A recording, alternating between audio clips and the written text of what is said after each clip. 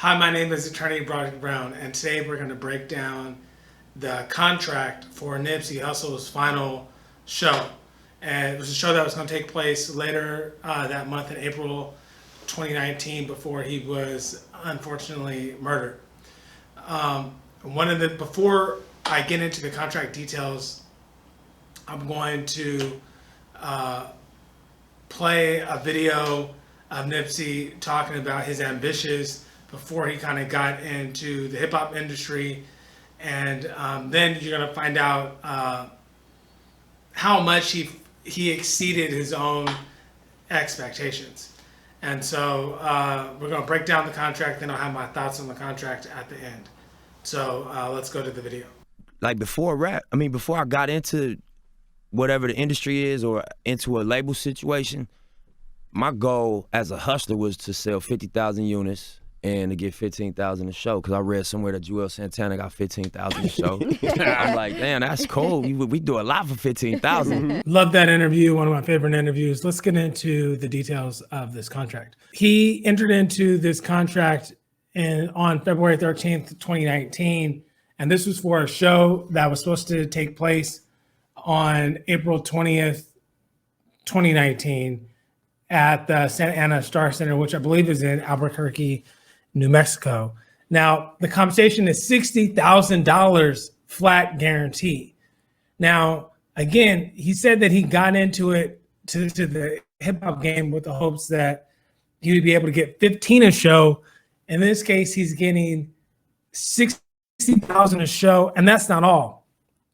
In addition to the 60,000, he's also getting his air, ground, hotel, and his backline arrangements, which we'll get into as we get through the contract. So the actual value of his performance is probably closer to $70,000, maybe $75,000. That's powerful, because again, he was talking about just hoping to get 15 a show. All right, payment schedule, they put a $5,000 deposit to hold it. They had to pay half of it up front of $27,500 up front. You could tell that Nipsey was very hands-on because he had final approval on a lot of aspects of the show.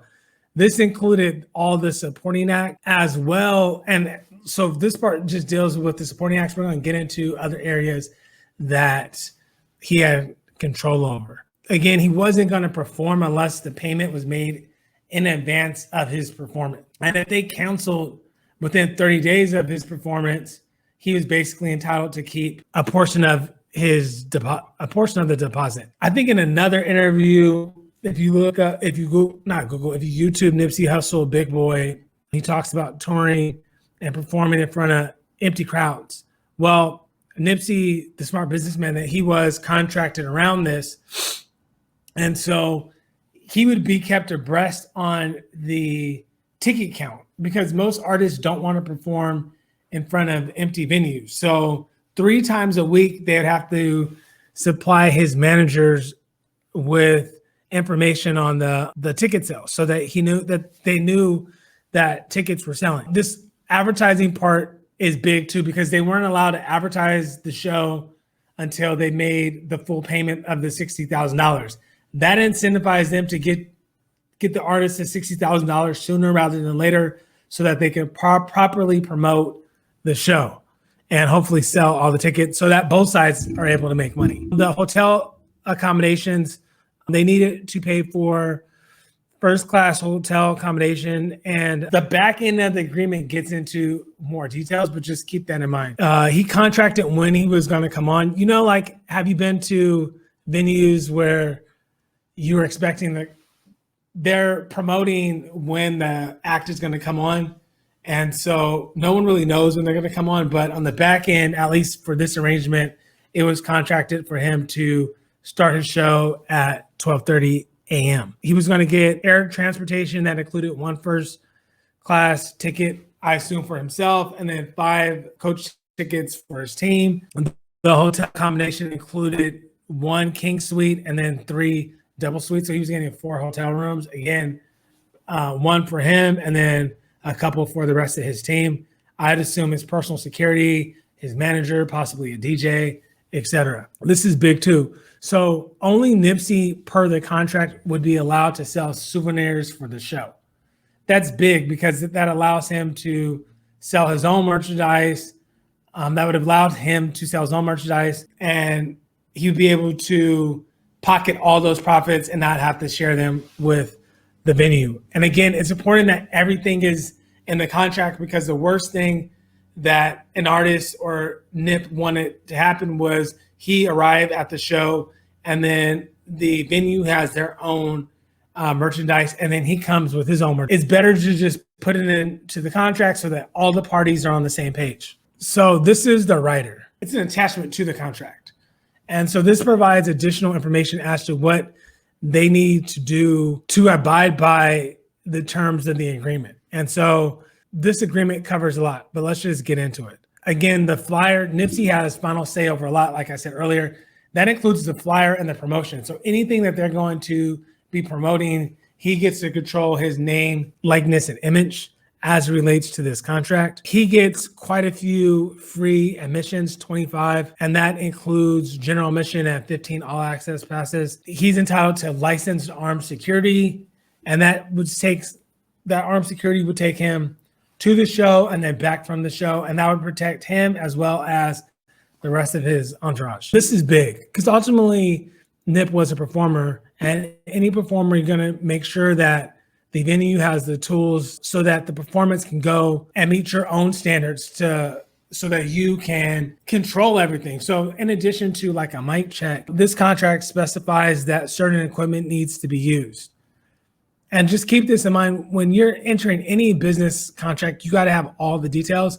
And it's clear that Nip had all the details in here. I thought it was 75%, but he wasn't going to start his show until capacity was at 65%. It's always interesting as you get to a venue and you have to wait until like 1 o'clock here in California, sometimes 12:45 before the artist comes on. But in Nip's contract, that was per the contract. So he doesn't want to be performing as a headline star in front of an empty venue. And that's why they're actively monitoring the ticket sales as well throughout the process. In the dressing room hospitality, he's got 3 bottles of Ace of Spade or Dom. Share in the comments what you would like in terms of alcohol, food, or non-alcoholic beverages in your dressing room if you're performing. He had 2 large bottles of Don Julio 1942, which is one of my personal favorites, a case of Red Bull, some bottled water, plenty of ice, teas, honey, hot water, shot glasses, plastic cups, towels, t-shirts, like I mentioned earlier, socks, security guards outside the door. So anything that he would want is in this contract, right? And that protects both sides. Contract is great. There's a lot of attention to detail here. You could tell that he's an experienced performer and businessman. I love the no pork part because I don't eat pork either. One of the things part of the contract agreement was that they had to book his travel and his accommodations through the travel agent of Nipsey Hussle, or that they agreed to here in this contract. I believe it was Nipsey Hussle's travel agent, but I think that a lot of artists, from my research, they do this so that when they arrive, where they're staying can remain private and that they could still have the venue pay for it indirectly through a third party. Again, he's only staying at the best hotels, 5-star. He's getting a first class ticket. This is kind of funny, but he says that all the flights must be booked through Delta or Virgin America. He probably has points, but then he gives all of his frequent flyer mileage points for a variety of different airlines. It's kind of hilarious. So in addition, he specified the type of cars that he wanted to the show, as well as making sure that the drivers and the cars were smoking friendly. Again, you gotta consider every scenario. There can't be anything that goes wrong on the day of the performance. And that's why I love this contract. It's so detailed. So let's go to the next page. There's a cancellation policy. Things come up. As part of the cancellation agreement, he just needed to make up the concert within 180 days. I love how he includes his brand here. The marathon continues at the end of the agreement. All right, that was a great breakdown and a couple key lessons.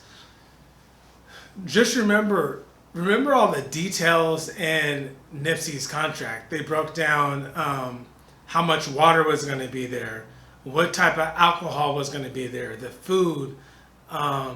They even had it in the contracts what type of socks he would get, the white tees, the hotel, the travel, who they needed to book the hotel with, what level of hotel needed to be, the flights, first class versus coach. All the when you're conducting business, and whether you're a hip hop performer or whether you're renting a house from a landlord, or you're conducting business to business, all your agreements should be in writing and all the details should be in that contract. Because if anything goes wrong, you want to point to that contract to give all the parties guidance. And so the level of detail that Nipsey had in that contract is what we should all aspire to in all of our business dealings. And I'm a huge fan of Nip. I was down in LA for All-Star Weekend in 2018, I believe. 2018, I think. 2018 or 2019. I think it was 2018.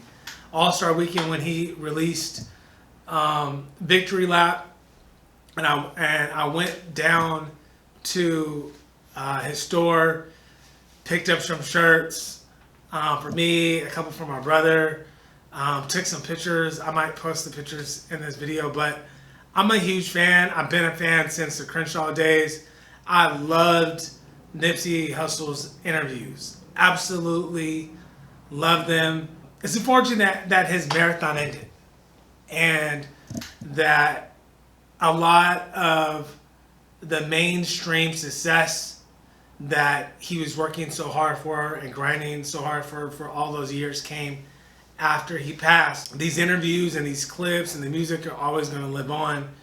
And the lesson that I take and why I liked Nipsey to begin with was, I was still on my come up as an attorney. And listening to him talk about his journey and all those interviews, and to see firsthand with the contract that, like, not only was he getting substantially more than $15,000 a show, that he was doing well, man. And like, it's just unfortunate, but that's a lesson that he's able to share with the world, is that, look, man, a lot of times when you start to achieve your dreams, it's very possible and very likely that you're going to exceed your wildest dreams. That because you only know what you know. He only knew what that one artist was making, which was $15K, and that's how he got to that number. And he became much bigger than that. And so, but that's a lesson that we can all learn. Again, salute to everyone who got to this far. Salute to Nipsey. The marathon continues.